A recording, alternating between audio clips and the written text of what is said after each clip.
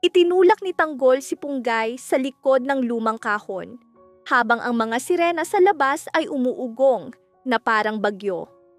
Mahinang bulong ni Punggay, nanginginig. Tanggol, may iba pa roon. Mariing tumango si Tanggol.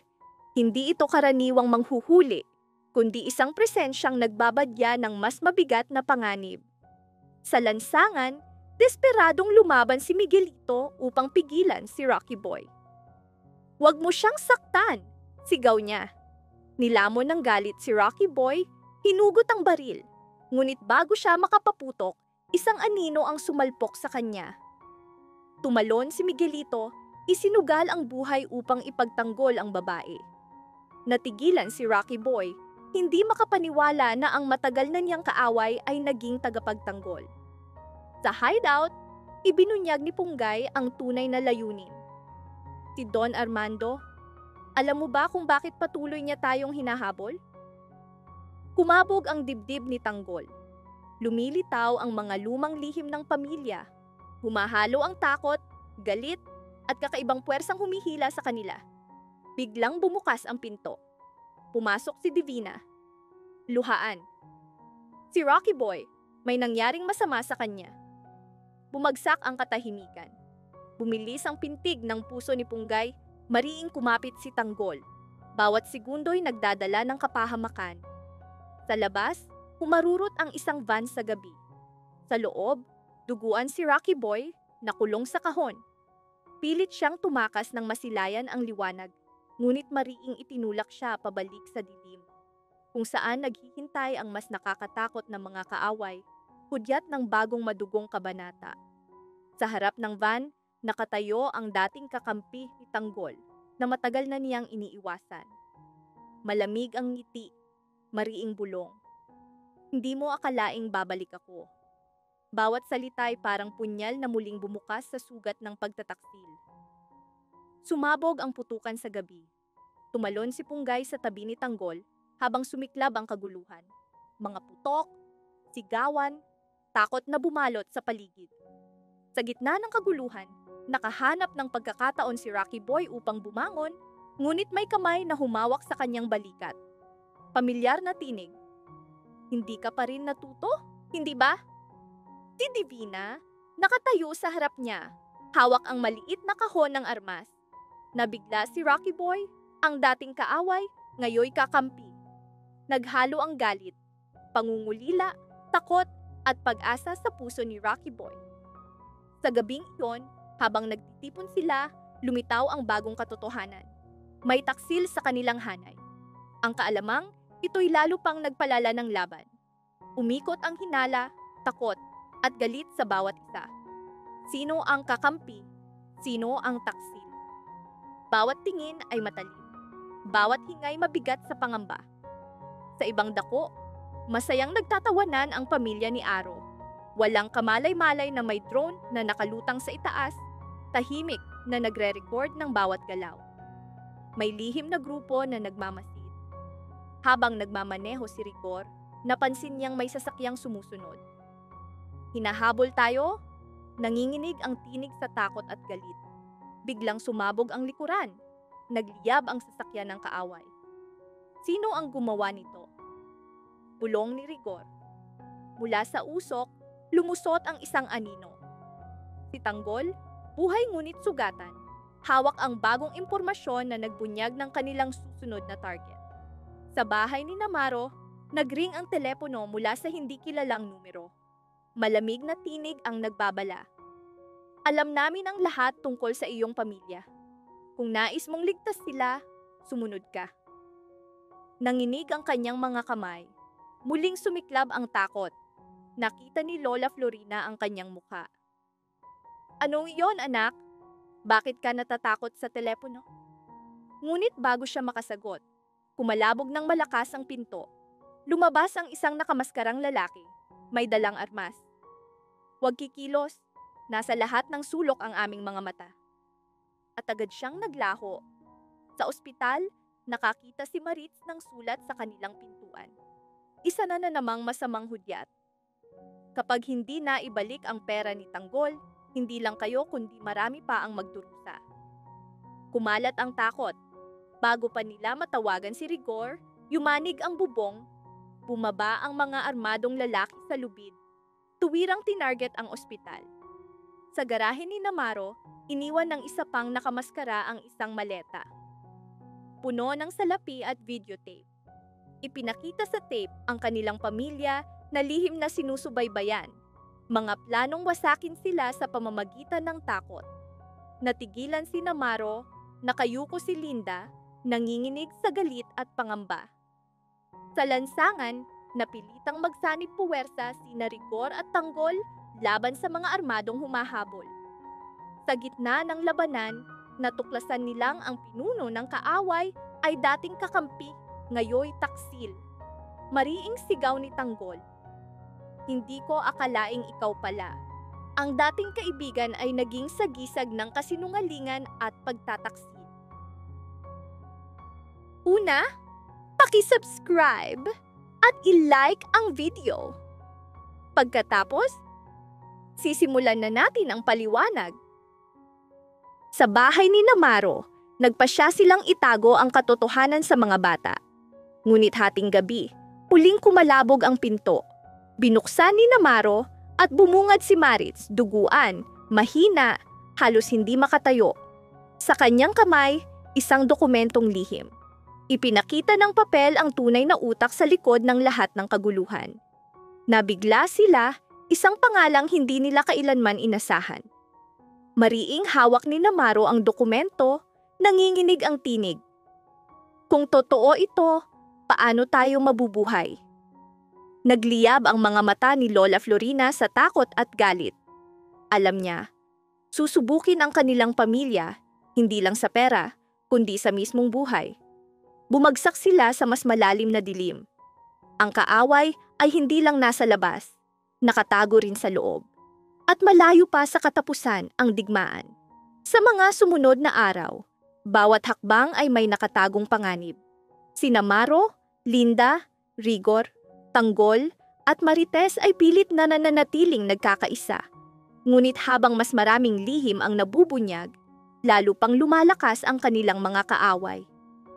Bumabalot sa lahat ang tanong, sino ang tapat at sino ang taksil? Hanggang kailan nila kakayanin bago tuluyang gumuho ang pamilya? Sa presinto, lalo pang bumigat ang gabi. Naglalagablab ang dibdib ni Rigor sa galit. Bawat hingay puno ng pigil na puot. Hindi lang kay Victorino at Mondo nakatuon ang kanyang galit, kundi sa buong sistema, ang parehong sistemang tumulong kay Ramon at sa kanyang anak na makatakas at nagdulot ng pagkawala ni Marites. Nanatiling matatag si Victorino, ngunit alam niyang ang galit ni Rigor ay may mas malalim na plano, isang planong maaaring humantong sa kamatayan. Si Mondo nakatitig sa dingding. Mabigat ang mukha sa hiya at galit, pilit na pinapakalma ang sarili. Biglang nagring ang telepono ni Maro. Sa kabilang linya, malamig na tinig. "May gagawin ka para sa akin." Ang utos ng bise-alkalde ay nagpasiklab ng kaba sa dibdib ni Maro. Alam niyang hindi ito karaniwang gawain, kundi isang mapanganib na utos. Sa loob ng presinto, sumugod si Rigor kay Victorino. "Ikaw ang problema. Dahil sa operasyon mo, nakatakas sila." Nanginginig ang mga kamay, naglalagablab ang mga sa tahanan ni Roberto, lalo pang tumaas ang tensyon. Umalingaw-ngaw ang mga yapak ni na Jackie at Miguelito, nagdadala ng kaba sa paligid. Naglalagablab ang mga mata ni Divina sa galit, ngunit ramdam niya ang bigat ng pamilya ni Roberto na nakadagan sa kanya. Malamig na tinig ni Jackie. Hindi mo nauunawaan ang nangyayari sa paligid mo. Malalim na buntong hininga ang pinakawala ni Roberto, puno ng pagod at pagtataksil. "Mag-usap tayo bilang pamilya. Ngunit una, kailangan kong linawin ang isang bagay." Hindi na niya natapos ang salita. Tumabog ang alarma, kasabay ng mga sigaw sa labas. Biglang bumangga ang pinto ng opisina. 3 armadong lalaki ang sumugod. Tumakbo si Divina, tinakpan ni Jackie si Miguelito, at desperadong lumaban si Roberto upang ipagtanggol ang kanyang pamilya. Ano ang nangyayari dito? Sigaw niya, hinila si Jackie sa likod ng mesa. Sa gitna ng kaguluhan, lumitaw ang pamilyar na muka, si Tanggol. Malamig ang kanyang ngiti. Hawak ang dokumento na nagbago ng lahat. Mariing wika ni Tanggol. Matagal kong hinintay ang tamang oras. Ngayon, ilalantad ang katotohanan. Nakagapos sa sulok si Marites, nakatitig sa kanya sa takot at galit. Tanggol, bakit mo kami dinala rito? Sigaw niya. Mariin ang sagot. Bawat hakbang, bawat pagtataksil, bawat lihim, malalantad. Wala nang makakapagtago. Nagulat sina Jackie at Miguelito. Naunawaan nilang ang dokumento ay hindi basta papel. Ito ang simula ng pagbagsak ng kanilang pamilya. Lalong bumigat ang atmosfera sa tunog ng alarma at mga armadong lalaki. Sa sandaling iyon, ang dokumento sa kamay ni Tanggol ang unang hudyat ng paparating na unos. Nabigatan ng silid sa tensyon. Itinaas ni Tanggol ang baril. Isa lang ang nais ko, ang katotohanan. Bago pa makasagot si Roberto, sumugod si Divina, pilit inaagaw ang armas. Nagtagpo ang kanilang mga mata, isang banggaan ng lakas at paninindigan. Sa gitna ng kaguluhan, nahulog ang dokumento sa sahig. Ibinunyag ang lihim na plano ni Dimagiba, isang sabwatan na kayang wasakin ang pamilya ni Roberto. Mahinang bulong ni Jackie. Hindi ko kayang paniwalaan ito. Nakatingin si Miguelito kay Roberto, nanginginig. Ito ang tunay na dahilan ng nangyari kay Marites. Sa labas, yumanig ang mga bintana sa pagsabog. Nagliparan ang mga papel. Bumalot ang usok. Mariing yakap ni Roberto si Marites. Pilit siyang inilabas mula sa apoy. Sa kanilang pagtakas, natuklasan nila ang nakatagong pinto. Sa labas, naghihintay si Ramon, nakamaskara, may hawak na kahon. Narito ang lahat ng ebidensya upang tapusin sina Dimagiba at Tanggol. Mariin ang kanyang tinig, puno ng paninindigan. Ngunit nakatayo si Divina sa gilid ng gusali, naglalagablab ang mga mata sa galit, takot, at kakaibang pagnanasa kay Roberto. Tumunog ang kanyang lihim na telepono. Umalingaw-ngaw ang tinig ni Dimagiba. Hindi pa tapos ang laro. Mas nakakatakot ang aking plano. Ihanda mo ang sarili mo. Sa bawat hakbang, bawat pasya. Naunawaan ng lahat. Ngayon pa lang nagsisimula ang kanilang digmaan. Sa madidilim na iskinita, tumatakbo si Tanggol. Tumutulo ang pawis. Mariin ang mga mata. Hawak niya ang bag na puno ng dokumento, kayang ilantad ang mga tiwaling opisyal at iligtas ang mga inosenteng pamilya. Mariin ang kanyang tinig. Kailangan kong makarating kay Don Julio bago sila dumating. Lumalim ang gabi. Lumitaw ang mga misteryo sa bawat sulok. Hindi na ito laban para mabuhay lamang. Isa itong digmaan ng tiwala at pagtataksil. Hinihila silang lahat sa mas madidilim na anino. Sa mga anino, may nakamasid. Si Ramon, matagal nang nagtatago, naglalagablab ang mga mata sa galit. Hindi mo maililigtas ang sinuman, Tanggol. Bulong niya, hawak ang kutsilyo. Ngunit sa loob niya, may lihim na panata, ang pangakong protektahan si Tess. Sa presinto, nagpasya si Chona. Eddie, tumawag ka ng backup ngayon. At Punggay, kung hindi mo ibibigay ang lokasyon, baka huli na. Mariin ang kanyang tinig, puno ng pangamba. Lumalala ang sitwasyon. Bawat sandali, nagtutulak sa kanilang kapalaran sa mas malalim na dilim. Nagningning ang mga mata ni Tanggol sa takot at paninindigan. Tumingin si Punggay sa kaibigan. Hindi ko kayang sirain ang tiwala ni Tanggol. Kahit mali siya, tatanggapin ko, ngunit hindi ko siya iiwan. Hindi nila alam, may taksil sa loob ng presinto na nakarinig ng kanilang usapan. Malamig ang ngiti, bulong. Kung ito ang plano nila, babaguhin ko ang laro. Pinindot niya ang kanyang lihim na komunikador. Sa hideout, muling nagtagpo sina Tanggol, Don Julio at Marites. Sandali silang nagalak, ngunit agad na nagbabala ang mga bakas ng dugo sa likod ng pinto. Mariing wika ni Tanggol. Kailangan nating palakasin ang depensa. Biglang umaling-awngaw ang putukan. Mariing yakap ni Marites ang anak na pasigaw. Tanggol! Sa labas, papalapit ang mga armadong lalaki sa motorsiklo. Lumabas si Tanggol, hawak ang baril, handang ipagtanggol ang pamilya. Sa presinto, nagbuzz ang comlink ni Punggay. Malamig na tinig ang nagbanta. Kung nais mong iligtas ang lahat, sabihin mo kung nasaan siya. Alam ni Punggay, ito ang sandaling magtatakda ng hinaharap. Sa lansangan, nakahanda si Ramon at ang kanyang mga tauhan sa likod ng usok. Sinusubaybayan ang bawat galaw ni Tanggol. Biglang sumabog ang pader. Sa gitna ng kaguluhan, lumitaw ang misteryosong estranghero. Tinulungan niya si Tanggol at pinigilan si Ramon.